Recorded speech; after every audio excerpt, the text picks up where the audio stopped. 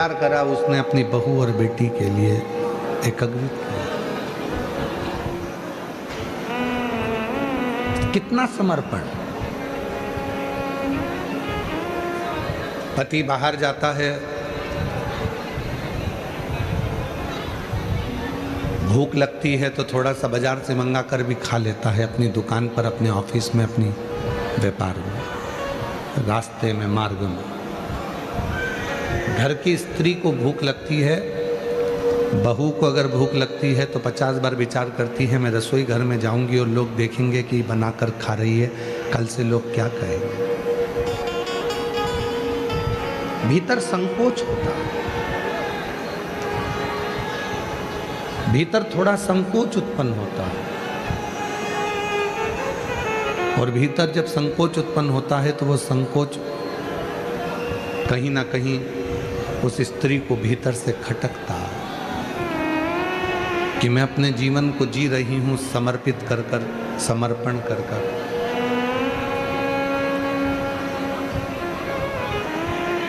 जो मानव की देह मिली है, जो मनुष्य का शरीर मिला है, इसको पूरा समर्पित कर कर जी रहे हैं। और केवल इसी प्रसंग पर नहीं, शिव महापुराण के माँ जगतजननी जगदम्बा अम्बा के प्रसंग पर चलिए।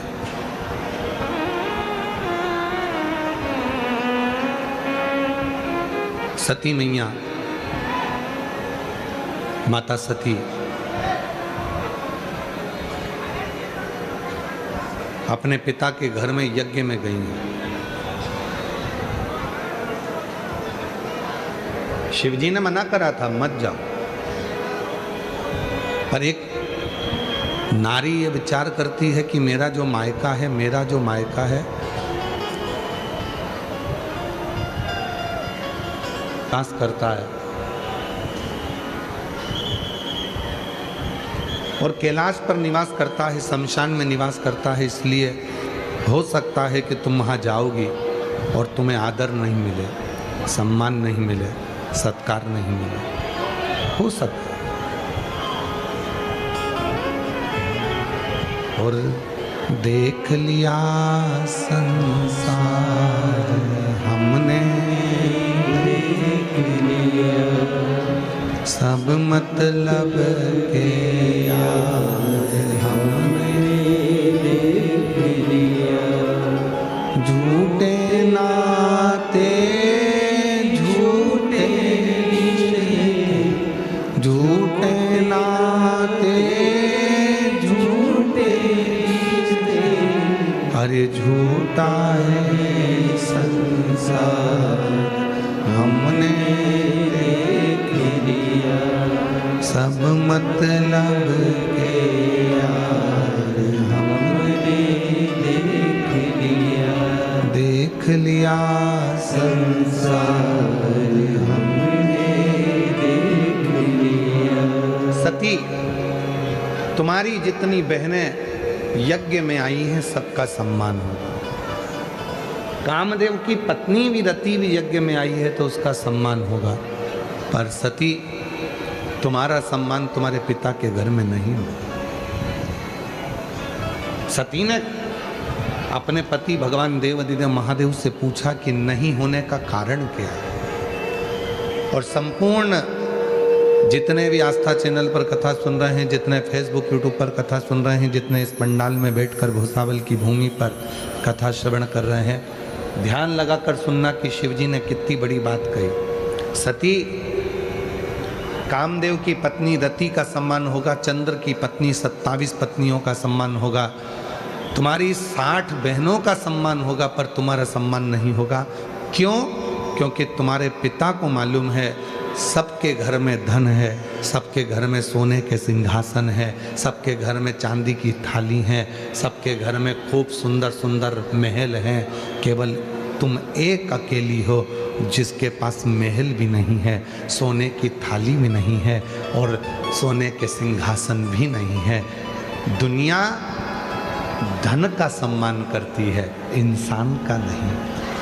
इंसान, दुनिया धन का आदर करती है, दुनिया संपदा का आदर करती है, दुनिया वैभव का आदर करती है। और ध्यान देना, प्रैक्टिकल करके देखना, तुम्हारे अड़ोस में पड़ोस में तुम्हारे रिश्तेदार में कोई बहुत बड़ा ऑफिसर हो, प्रैक्टिकल करके देखना, तुम्हारे अड़ोस में पड़ोस में कोई बहुत बड़ा ऑफिसर हो, जब वो कुर्सी पर रहता है तो लोग सलाम ठोकते हैं। जब वो कुर्सी पर रहता है तो जी सर जी सर जी सर जी सर सब सेवा में लगे रहते हैं। और जैसे ही वो रिटायर होता है तो फिर घर के लोग भी सलाम नहीं ठोकते हैं। उसको क्या लगता था, मेरा सम्मान हो रहा है, उसको क्या लगता था, मेरा मान हो रहा है। पर शिव पुराण कहती है तेरा मान नहीं, तू जिस कुर्सी पर बैठा है उस कुर्सी का मान हो रहा है, उस कुर्सी का सम्मान हो रहा है। कुर्सी से उतरेगा, मान खत्म हो जाएगा। ऐसे कई बड़े बड़े बड़े बड़े मंत्री संतरी कलंतरी हुए, जब तक कुर्सी पे रहे तो उनके बड़े बड़े पोस्टर लगते, खूब नाम होता, खूब जय जय घोष होती, भैया जी संघर्ष करो हम तुम्हारे साथ हैं। और मालूम पड़ा जब कुर्सी चली गई, पद चले गया, जब कुर्सी और पद चले गया तब भैया जी भुसावल में भी आते तो उनका कोई सम्मान नहीं होता, भैया जी फिर जलगांव में भी आते तो कोई सम्मान नहीं। ये कुर्सी का सम्मान, ये धन का सम्मान, ये तुम्हारे वैभव का सम्मान, ये वैभव का सम्मान, ये धन का सम्मान।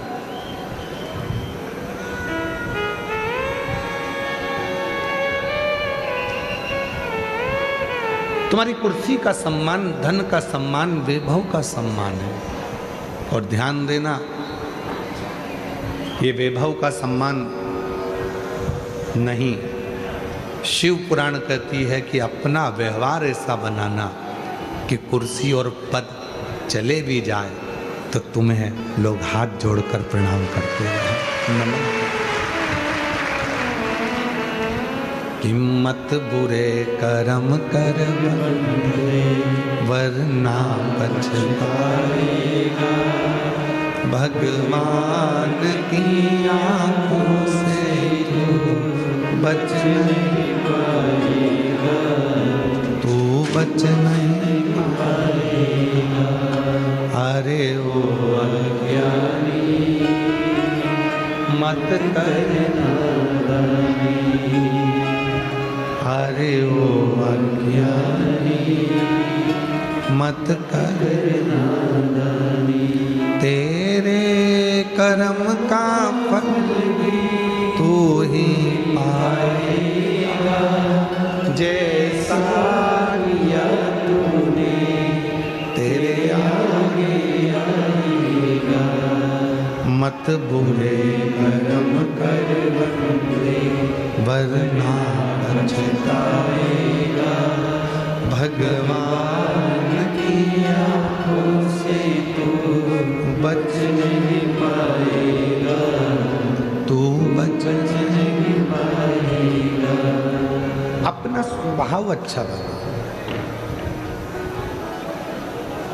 कितना सुंदर किसी ने कहा है, शिक्षित वो नहीं है जो ऊंचे कुर्सी पर बैठ गया। किसी ने कहा शिक्षित वो नहीं है जो ऊंची कुर्सी पर बैठ गया, शिक्षित वो नहीं है बहुत बड़े पद पर बैठ गया, शिक्षित वो है जो सत्य को सत्य समझे और असत्य को सत्य समझे और दिल में भाव रखे। शिक्षित वो है जिसमें सत्य बोलने की बल हो, असत्य को नकारने का बल हो और दूसरे के प्रति प्रेम समर्पण का भाव। समर्पण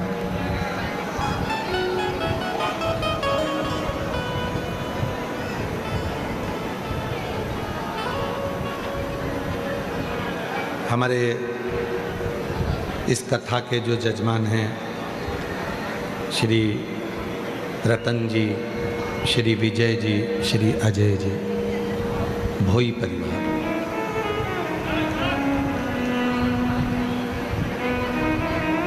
शायद हमारी जिंदगी में पहली कथा होगी जिसको भोई परिवार ने कराई है।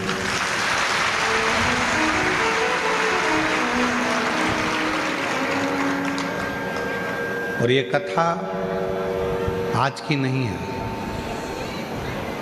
2018 से विजय भाई, अजय भाई, श्री रतन जी, हमको तो मालूम नहीं था। हमको तो कल हमारे सीहोर से फ़ोन आया कि गुरुजी जिनके यहाँ आपकी कथा हो रही है, ये विजय जी, ये रतन जी, ये अजय जी 2018 से गाड़ी भरकर ईंट, हमें कल मालूम पड़ा है। कल जब फ़ोन आया समीर जी का तो उन्होंने बताया कि हमने फिर काबरा जी को भी बताया।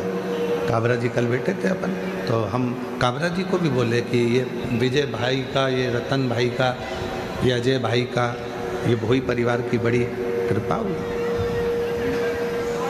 2018 से ईंट का भट्टा खुलता है तो पहली गाड़ी भराकर कुबरेश्वर धाम पर मंदिर निर्माण के लिए, बाबा के मंदिर को बनाने के लिए भेजी जाती है। आज तक काबरा जी अभी भी इनके नियम बनाए हैं, अभी भी इनने नियम बना के रखा है। हर साल जब पहला भट्टा खुलता है तो वो गाड़ी भरकर भेजते हैं। हम वही सोच रहे थे कि मेरा भोले बाबा वो सावल में आ कैसे गया।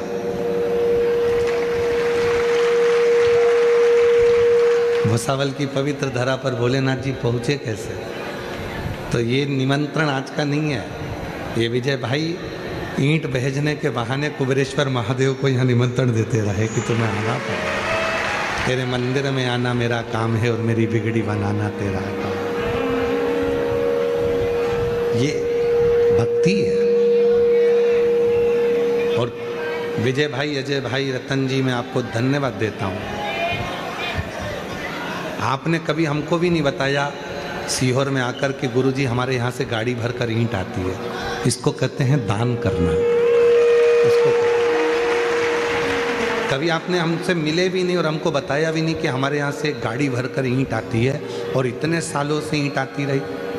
काबरा जी, इसके लिए इनको धन्यवाद है, इस चीज़ के लिए कि साधुता आपको इस चीज़ के लिए कि हमको बताया तक नहीं। आज तक हमसे मिले नहीं कि गुरुजी हम ईंट भेजते हैं। वो तो कल समीर जी ने कहा कि इनकी लिस्ट लिखी हुई है कि इनके यहाँ से 2018 से ईंट आती है बाबा के मंदिर के निर्माण के लिए। प्रणाम आपको बहुत ऐसा। मैं तीनों को बुलाऊंगा, तीनों आओ इधर ऊपर, आओ तीनों आओ।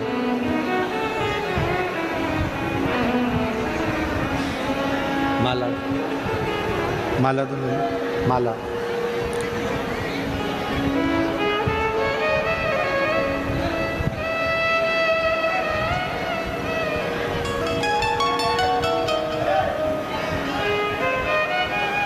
और मैंने तेरे ही भरोसे बाबा, तेरे ही भरोसे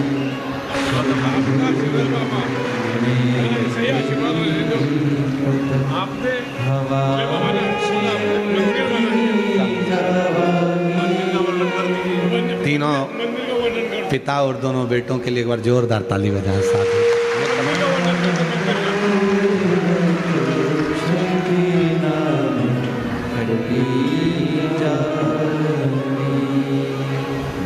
रतन जी कह रहे हैं कि बाबा की ही कृपा से एक छोटा सा मंदिर हमने भी कुंदकेश्वर महादेव के नाम से बनाया है। एक बार जोरदार ताली बजाएं। भक्ति, और उस भक्ति में दिखावा नहीं होता। भक्ति दिखावे से परे होती है। कई दुनिया में ऐसे भी लोग हैं जो दिन भर बैठकर भजन करते हैं तो सबसे कहते हैं हम इतनी भजन करते हैं। कई लोग ऐसे हैं जो थोड़ा सा भी अगर करेंगे तो कहेंगे कि हम भजन करते हैं, हम स्मरण करते हैं, हम कीर्तन करते हैं। मैंने 15 व्रत करे, 5 बार मैंने पशुपति व्रत करे, 10 बार मैंने ये किया, 20 बार मैंने ये किया, नहीं। इस भोई परिवार से सीखना चाहिए आपको कि प्रभु आपकी कृपा से सब प्रभु आपकी कृपा से सब। और हमको विजय जी की एक बात काबरा जी कह रहे थे, हम जितना कुबेरेश्वर बाबा के मंदिर में लगाते हैं, सीहोर हम जितना भेजते हैं, उससे 4 गुना कुबेरेश्वर बाबा हमको वापस दे देता है। ये शिव की उदारता और ये आपके भजन का प्रताप है, ये भजन का प्रताप है, ये भक्ति का प्रताप है। और आपसे निवेदन करेंगे इस पवित्र पंडाल में बैठकर, शिव महापुराण की इस कथा में भुसावल नगर में यदि आपने किसी को एक टॉफी भी खिलाई है, अपनी बोतल का यदि थोड़ा सा पानी भी दिया है, किसी का मुख भी झूठा कराया है आपने, किसी को जरा सा कुछ भले लौंग खिलाई हो, इलायची खिलाई हो, सौंफ खिलाई हो, पर किसी का मुख झूठा कराया है, तो याद रखना मेरा बाबा आपके यहाँ धन की कभी कमी नहीं आने देगा, संपदा की कभी कमी नहीं। तुम्हारा हाथ कभी किसी दूसरे के आगे नहीं फैल सकता।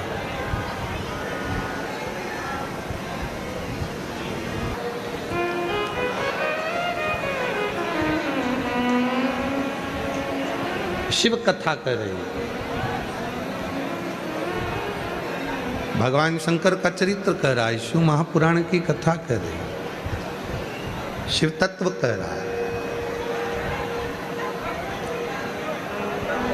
एक जरा सा मुख झूठा कराने का भी इसीलिए ये शिव महापुराण से एक शब्द लिया गया, भूखे को भोजन, प्यासे को पानी, जय बाबा बर्फानी। ये जो अमरनाथ यात्रा में लोग जाते हैं, अमरनाथ यात्रा करते हैं, केदारनाथ यात्रा करते हैं लोग, कैलाश की यात्रा करते हैं, तो वहाँ पर लिखा होता है भूखे को भोजन, प्यासे को पानी, जय बाबा बर्फानी। क्यों लिखा होता है? ये कहीं और दूसरी जगह से नहीं, ये शिव पुराण का शब्द है, ये भगवान की शिव पुराण का शब्द है। क्योंकि मेरे भोले बाबा ने जिसकी भी परीक्षा ली, वो भूखे बनकर, भिक्षुक बनकर, भोजन मांग कर ली।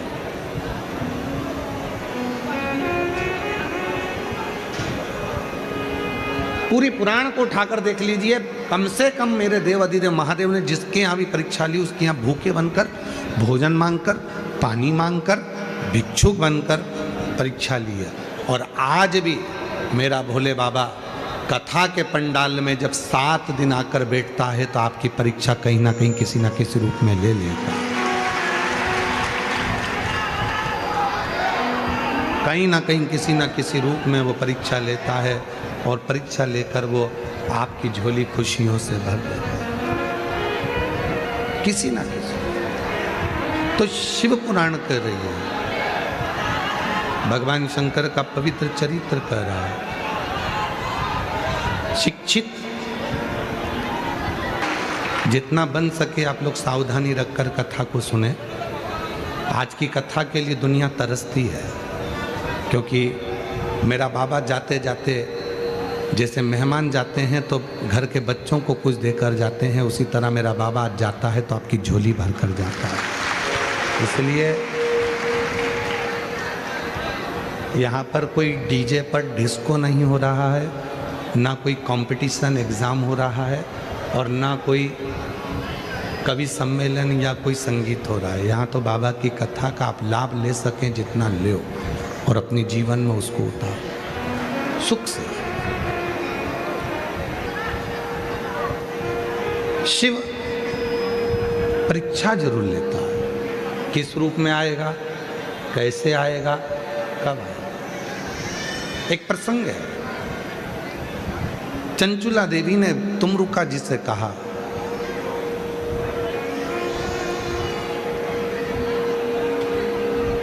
संसार सागर में जन्म लिया मेरा पति ने, बिंदुक ने, पानी में डूबकर मर गया मेरा पति बिंदु, और प्रेत योनि में पड़ गया वो बिंदु।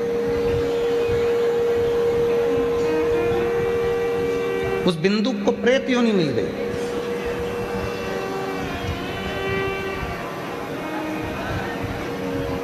तीन तरह से मरे हुए व्यक्ति को मुक्ति नहीं होती,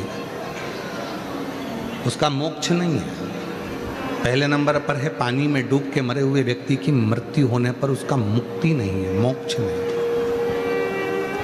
दूसरा, सर्प से डसा और डसकर वो मर गया, सर्प के डसने के बाद बच जाए, बाबा की कृपा है। सर्प डसा और वो मर गया, मरने पर उसकी मुक्ति नहीं। ये स्वयं राजा परीक्षित का संवाद भी कहता है।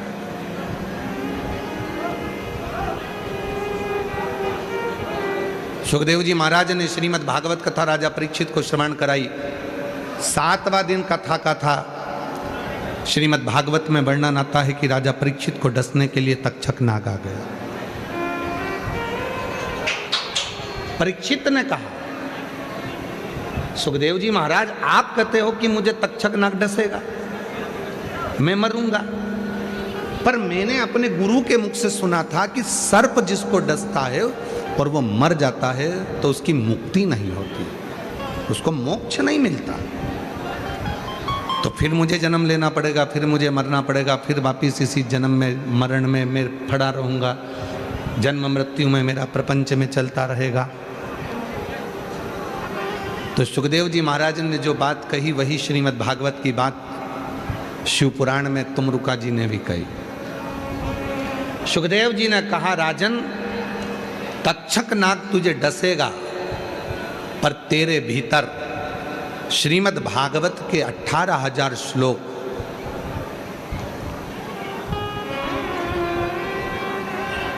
तेरे भीतर रमण कर रहे होंगे, भगवान की भक्ति तेरे भीतर घूम रही होगी, तो वो तक्षक नाग डसेगा भी तो तुझे नरक नहीं मिलेगा, ना तू भोगेगा, ना नरक का गामी होगा, तो फिर अगला जन्म नहीं ले पाएगा, तू भगवान की शरणागति ग्रहण कर।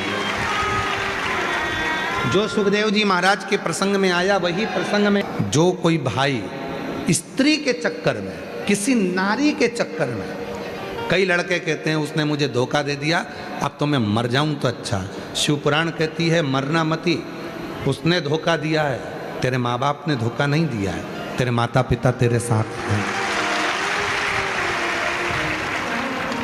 किसी के कहने पर उसने धोखा दे दिया, तुम्हारी जिंदगी, तुम 23 साल 24 साल उस माँ से तो पूछो जिसने तुमको पाल पोस कर बड़ा करा, उस पापा से तो पूछो, उस भाऊ से तो पूछो, उस आई से और उस पिता से तो पूछो जिस माता पिता ने तुझे 23-24 साल तक पाल पोस के बड़ा करा, कितना कितना रात दिन लेकर तुझे गोदी में बैठी रही, और तूने कहा मैं सुसाइड कर रहा हूं एक लड़की के लिए,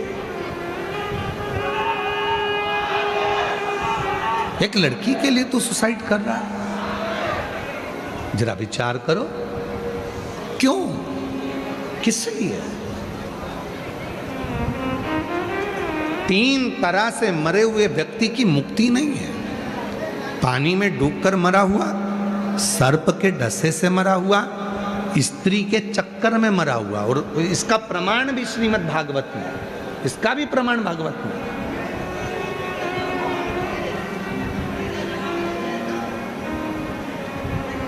स्त्री के चक्कर में मरा हुआ उसका भी मुक्ति नहीं, तो उसका प्रमाण कौन सा है? तो श्रीमद् भागवत में धुंधकारी की कथा आती है। किस किसने सुनी है भागवत? सबने सुनी ना। तो भागवत में धुंधकारी की कथा आती है। वैश्या के चक्कर में पड़ गया, वैश्या ने उसके गले में रस्सी बांधकर उसको मारा, पर मरा नहीं, तो मुंह में अंगारे भर दिए और बेलन से ठूस दिए।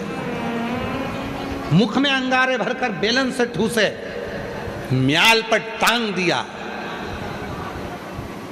तब जाकर उसके प्राण छूटे और वो प्रेत की योनि में पड़ा। ये भी प्रमाण है।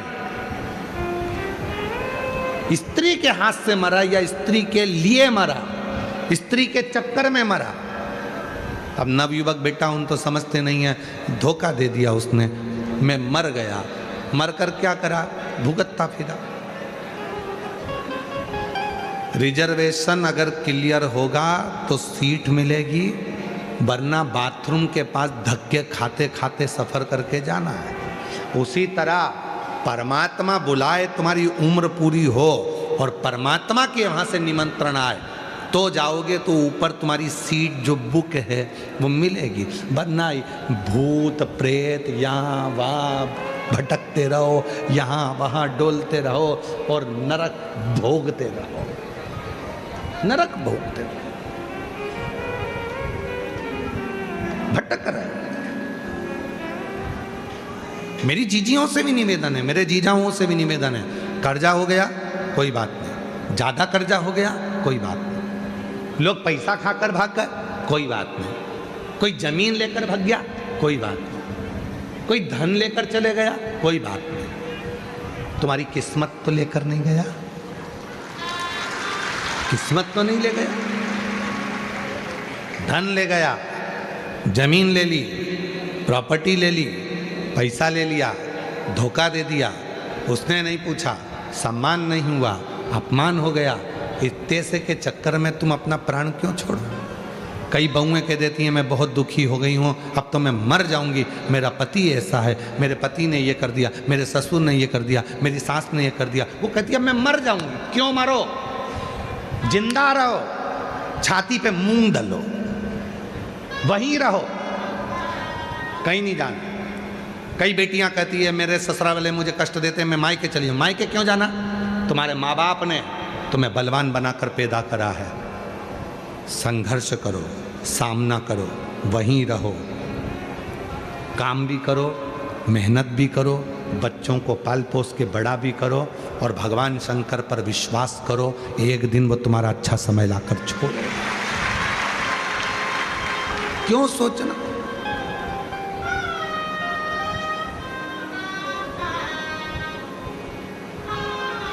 कई लड़के कई लड़कियां, मेरा नीट क्लियर नहीं हो रहा, मेरा सीए क्लियर नहीं हो रहा, मेरी ये वाली परीक्षा पास नहीं हुई, मर जाऊं।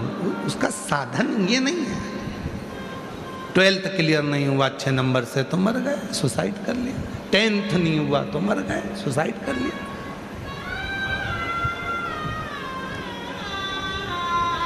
नहीं, तुम्हारे पापा मम्मी ने तुम्हें पाल पोस कर बड़ा करा है, पढ़ाई करो, विद्याध्ययन करो, पर डिप्रेशन में रहकर नहीं, खुले मन से। मैं क्लियर करूंगा, मेरे पापा ने पैसा खर्च करा है, मेरी मम्मी ने पैसा खर्च करा है और मैं इस एग्ज़ाम को क्लियर कर लूँगा। सीओर वाले बाबा ने कहा है मेहनत को 4 गुना करना, मेहनत 4 गुना करूँगा। शिव जी पे 1 लोटा जल चढ़ाऊँगा और पूरी मेहनत कर कर मैं सफलता पाऊँगा। पूरी मेहनत कर, थोड़ी मेहनत तो करना पड़ेगा, शिव जी पे भरोसा तो करना पड़ेगा, शंकर जी पे विश्वास तो करना पड़ेगा। हमारे घर की दशा का हम कहें तो आप सबको मालूम है कि पिताजी चने का ठेला लगाते थे, पढ़ने के किताब के भी पैसे नहीं होते थे तो दोस्तों की किताब से पढ़ते थे।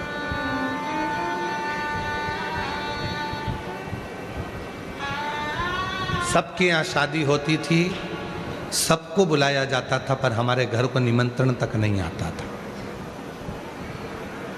सबको मालूम था क्या देंगे, और अगर बुला भी लेंगे तो इनके घर की शादी में जाएंगे तो अच्छा नहीं लगेगा। कौन बुलाता?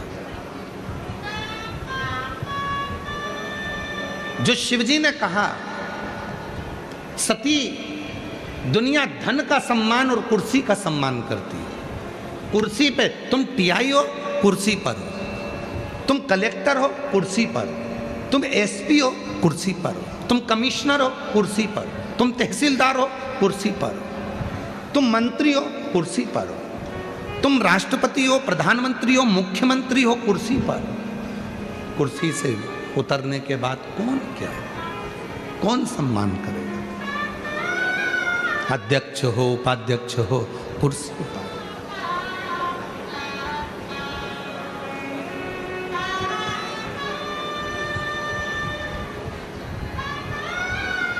कुर्सी पर।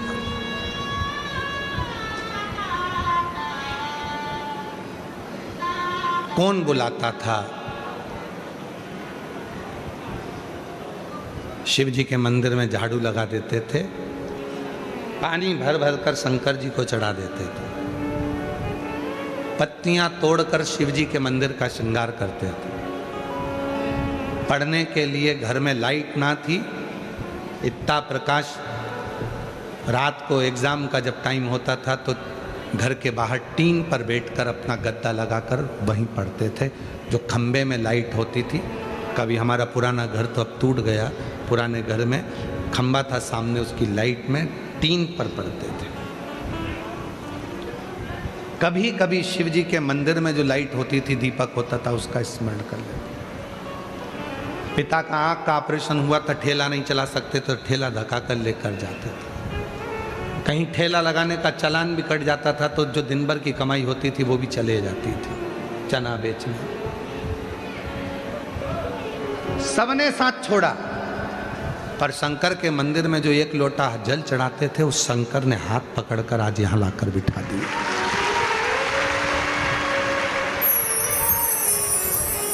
और उस भरोसे से कहते हैं, ये जो पत्र तुमको कल दिखाए, इतने इतने पत्र आए हैं, ये आपके भरोसे के पत्र हैं, आपके विश्वास के पत्र।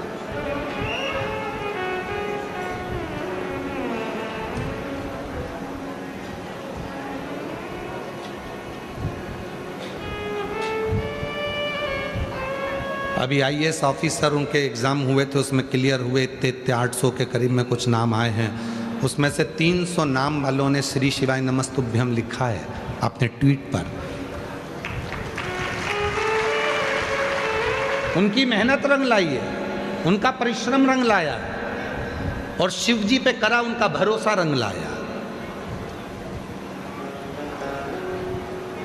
विश्वास रंग लाया। कोई नहीं आएगा। एक पत्र है जिसमें एक बहन ने लिखा, हम दूसरे के खेत पर जाकर काम करते हैं, नहीं है इतना। किसकी परिस्थिति में लिखा? मेरा नाम सविता रविंद्र पी से, महाराष्ट्र जिला के बुल्ढाना तहसील की मोताला परडा की रहवासी हूँ। कहीं बैठी हो तो हाथ उठा सकती हैं, खड़ी हो सकती हैं और आ सकती हैं। मेरा मोबाइल नंबर ये है। आपकी कथा 2019 से सुन रही हूँ। गुरुजी, एक लोटे जल का मैं क्या वर्णन करूँ, हम बहुत साधारण घर से हैं। गुरुजी, हर रोज़ दूसरों के खेत जाना पड़ता, खेत में काम करते हैं और आपकी कथा दिल से सुनते हैं। गुरुजी, लोग बहुत अपशब्द कहते हैं। पत्र को जरा पढ़ेंगे आप लोग एलईडीओं पर तो देखिए, गुरुजी लोग बहुत अपशब्द कहते थे। मैंने उनकी तरफ ध्यान नहीं दिया। मैं कथा सुनती। मेरे 2 बेटे हैं गुरुजी, और दोनों बेटों को मैंने पढ़ाने में बस अपना मन लगाया। नहीं है खाने में, बेटों को बाहर रखकर पढ़ा देती हूँ। बेटे एग्ज़ाम दे देकर थक गए, तब मेरे बेटों ने हिम्मत हार लिया। तब मैंने अपने बेटों से कहा, वो सीहोर वाला बाबा कहता, हिम्मत मत हार। एक बेटा कहता है, मैं तो अब जिंदगी बेकार हो गई, जब तू इतनी मेहनत करती है, घर में कुछ भी नहीं है तो काय का जीना। मैंने अपने बेटे से कहा, तू वो सीहोर वाले बाबा को सुन। वो कहता है, एक दिन बाबा किस्मत पलटेगा, तू जल चढ़ा, तेरा कल अच्छा जरूर होगा। बेटे ने जल चढ़ाना प्रारंभ करा। दोनों बेटे मंदिर जाने लगे, मंदिर की सफाई करने लगे। शिवरात्रि का समय आता तो गांव के लोग हमारे बेटों को पकड़ कर लेकर जाते कि मंदिर को पोत दो, मंदिर को साफ कर दो। मेरे बेटे मंदिर को साफ कर देते, जाले निकाल देते। कपड़े उतार कर मंदिर की सफाई में लग जाते हैं। मुझे नहीं मालूम था कि मंदिर की सफाई का इतना फल मिलेगा। गुरुदेव, मेरे दोनों बेटों ने एग्ज़ाम दिया, बाबा की कृपा से मेरा पहला बेटा केवल 6 महीने सेवा करी है शिव की, और पहला बेटे का सिलेक्शन इंडियन आर्मी में हो गया। मेरा दूसरा बेटा, छोटा बेटा मेरा इंडियन आर्मी में हो गया। मेरा दूसरा बेटा जब भी खेत में जाती, भोले बाबा को पूजन करता, उस बेटे को देखती कि मेरा बेटा भी शिव की पूजन में लगा है, और मेरे भोले बाबा ने उसका भी हाथ पकड़ लिया और उसका भी सिलेक्शन 21/1/2023 को असम राइफल्स में हो गया है। उसका भी सिलेक्शन, दोनों के फोटो लगा रहे हैं, मैं ये दोनों के फोटो लगा रहे हैं, दोनों के सिलेक्शन। आज मेरे बेटे दोनों सरकारी जॉब में लग गए। विचार करना, जिस माँ ने खेत में काम करा है, दिन भर मेहनत करती है, जो मिलता अपने बेटे को भी खिला देती है, शिव पर कितना भरोसा करा होगा। कोई साथ दे ना दे, पर तुमने यदि शंकर जी के मंदिर में जाकर 1 लोटा जल चढ़ाना चालू करा है, तो वो शिव तुम्हारे हाथ को कभी नहीं छोड़ेगा, तुम्हें मंजिल तक पहुँचाए।